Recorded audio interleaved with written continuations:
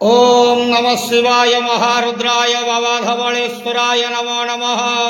दीपं यदि परं ब्रह्म दीपं यदि जनार्दनः दीपहरत मे पाप पूजा दीप नमस्तुते। धवळेश्वर महाप्रभु संसार सुखी रखंतु। आज शुभ गुरुवार रे समस्त श्रद्धालु भक्त मानक श्रीपद करंतु।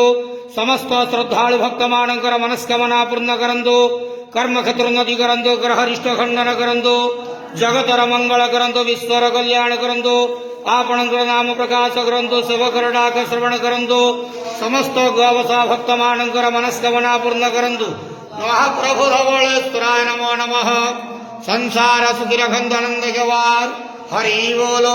आज शुभ गुरुवार रे समस्त श्रद्धालु भक्त मानक श्रीपद करंतु आनंद गवार हरि बोलो। हर हर महादेव शिव शंभु कैलासपति उमापति शिव शंकर महाप्रभु धवळेश्वराय